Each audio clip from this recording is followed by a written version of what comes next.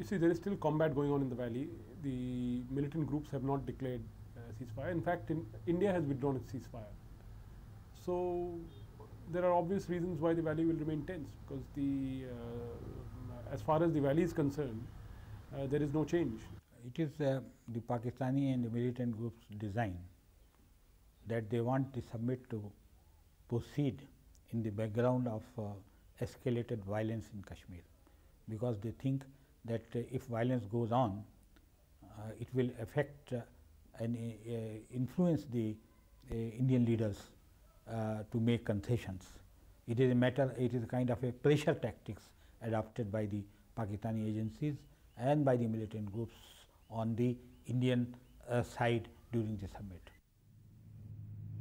Even as officials from both India and Pakistan are busy drawing up dates and formulating agenda for the forthcoming Indo-Pak Summit, the administration in Kashmir seems to be going through a tough time handling ground realities. Many feel the present incident revived the 1995 Charar-e-Sharif incident.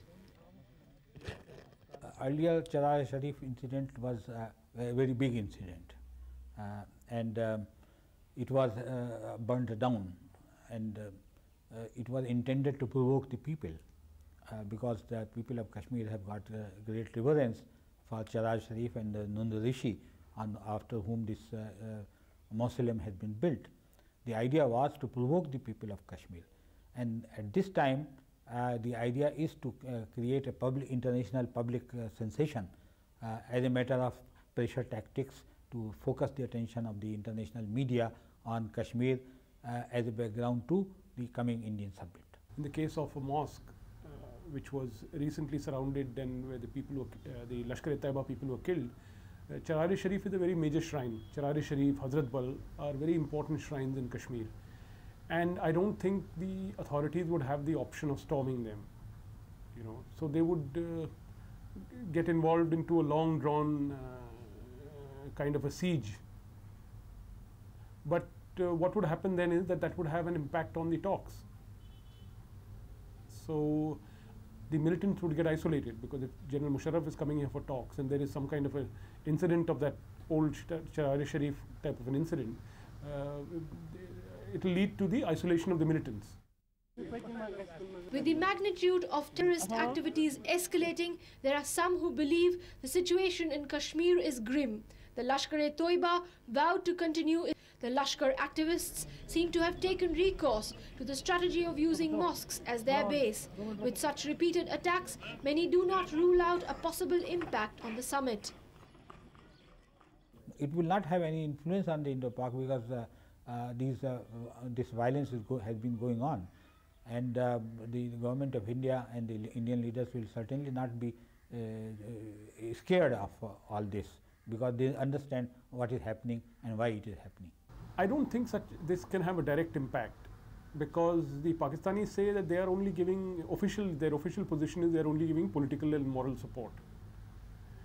But as I said, if there is an incident like the old Charar-e-Sharif, they occupy the shrine, this could have repercussions, but this could have repercussions which are negative for the militants. Why should you do it? Realizing the gravity of the situation, churning from the present militant attacks, the government placed Hurriyat leaders under house arrest. The Hurriyat, going by the developments, some do not rule out a larger game plan in scuttling the Indo-Pak Summit. Yes, because you see the militants, all the militant groups in Pakistan who are active in Kashmir, and all the fundamentalist parties have declared their opposition to the summit. Militant leaders have claimed, threatened General Musharraf that it will be very costly for him if he goes to New Delhi for talks with Indian Prime Minister. So it is a tactics to sabotage the summit. It is a plan to undermine the summit. It is a plan to pressurize the summit. No, I think what has escalated in the last 1 week is that there is a lot of Lashkar-e-Taiba people have been killed.